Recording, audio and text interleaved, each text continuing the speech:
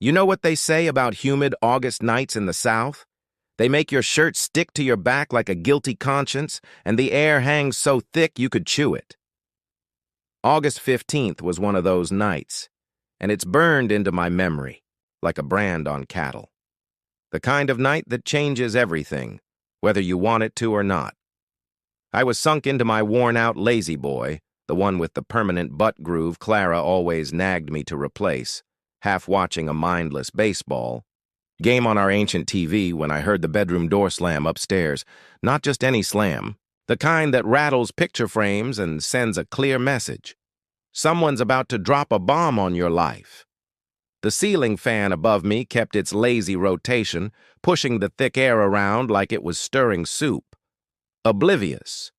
Meanwhile, my world was winding up to implode. I'm not gonna lie to you. I should have seen it coming. The signs were bright as neon on the Vegas Strip. Clara had been acting off for weeks. Fancy gym across town, not the dingy one down the street. New workout clothes that cost more than my monthly beer budget. Suddenly caring about her appearance like she was auditioning for a reality show. But here's the thing about us guys.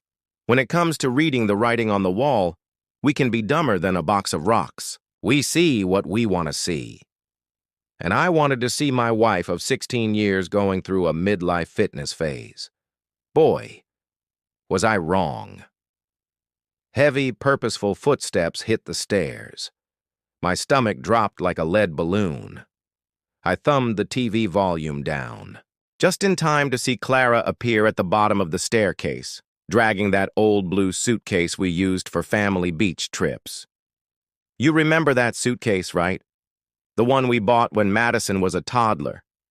Back when we believed in forever and all that fairy tale garbage. Going somewhere?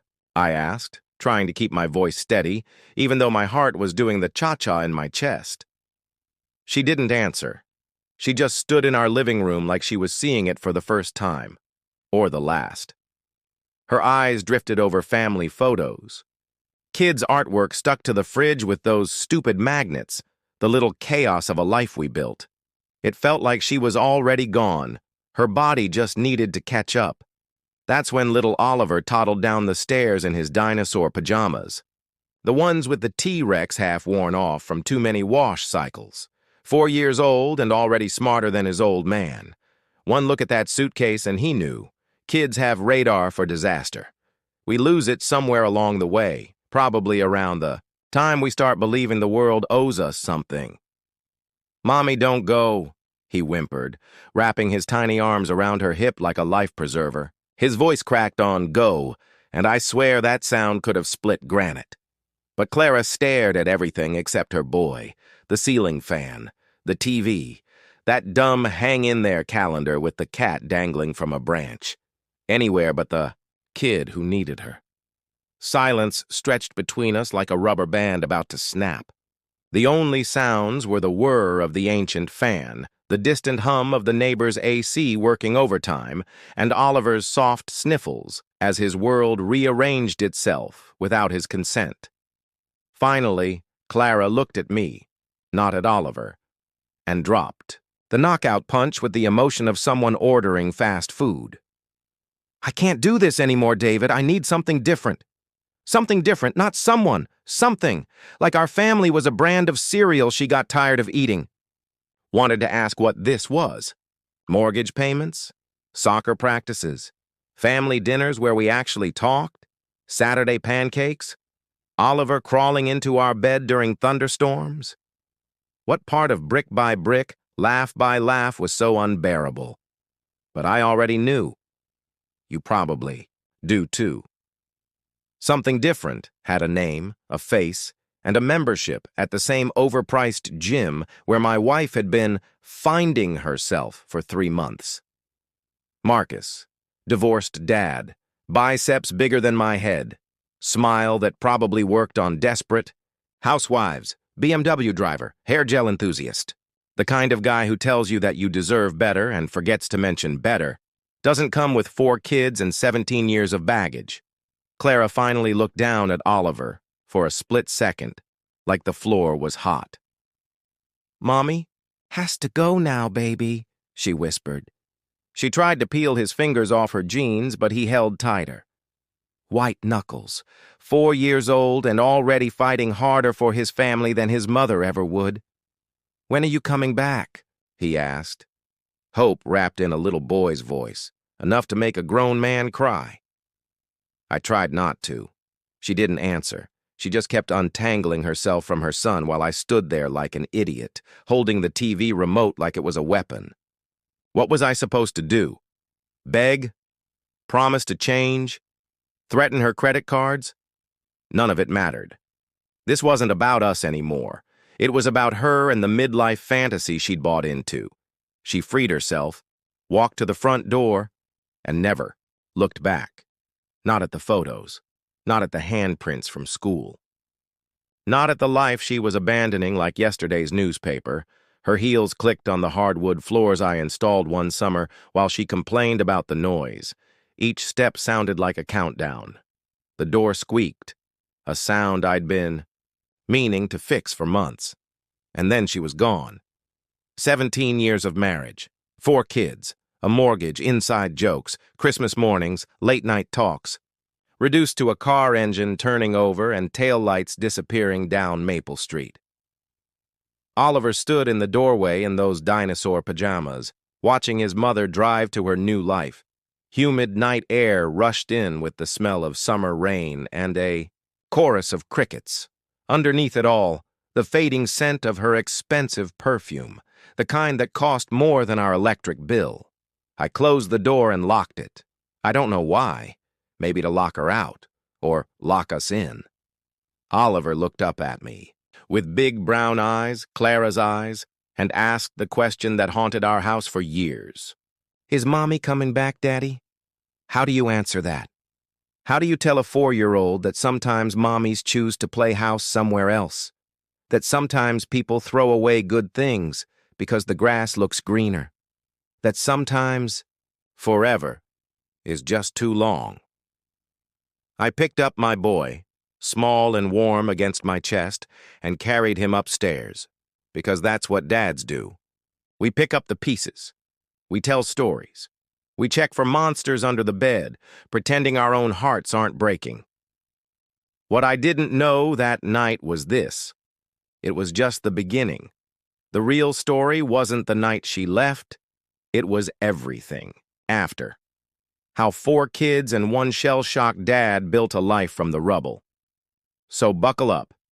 If you think one woman walking out is the end, you've got another thing coming. Sometimes the best chapters start with the worst endings. Pause. 3. Weeks later, it's 6 a.m., 3 weeks after the Great Abandonment. I'm in yesterday's wrinkled shirt, wondering why we're out of milk again. The coffee maker's gurgling like it's having an existential crisis. "Same, buddy." Oliver's tugging my pant leg, demanding the $8 cereal that turns milk. Purple. Upstairs, Madison's door slams hard enough to rattle windows.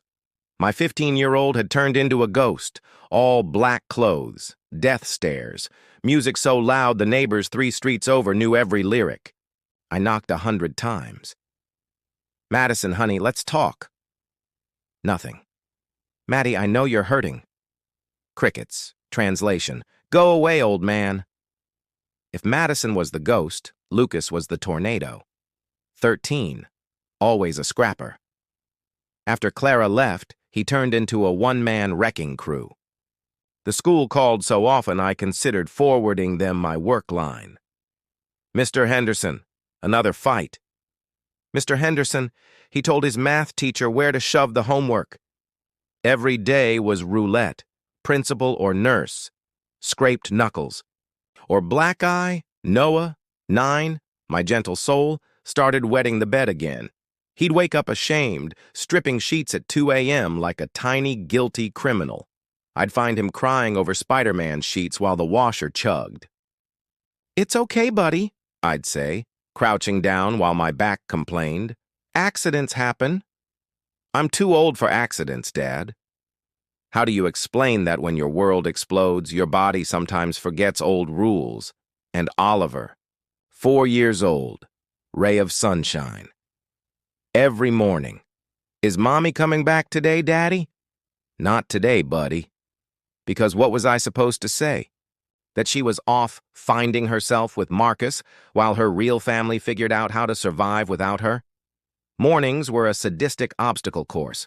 4 kids fed, dressed out the door, on 3 hours of sleep and gas station coffee. Lunches that would make a prison warden weep. Crooked PB sandwiches, bruised apples, juice boxes older than Noah's problem. Nights were worse. 8 hours at Henderson Hardware selling screws to people who probably had their lives together, then clocking into my second job, delivering food around town in a beat-up Ford. At 11 p.m., I'd be on a stranger's porch with $20 of Thai food while they complained the pad Thai was too spicy and tried to stiff me on the tip. Meanwhile, Mrs. Grant, our tough-as-nails neighbor, watched my kids for the 3rd time that week. Guardian angel with a cigarette and reality. TV. "You're doing fine, David," she'd say. "Kids are tougher than you think." The exhaustion was something else, bone deep. I'd nod off, standing in the hardware aisle, drooling on bags of mulch, pretending I was checking inventory. But in the middle of chaos, we started figuring things out. Not the big stuff. I still mangled hair braids and served spaghetti that was basically noodles, ketchup, and hope. The survival stuff. Madison responded to notes under her door better than talks. "Proud of you, kiddo. Cookies on the counter." She never replied, but the notes disappeared. Lucas needed a target for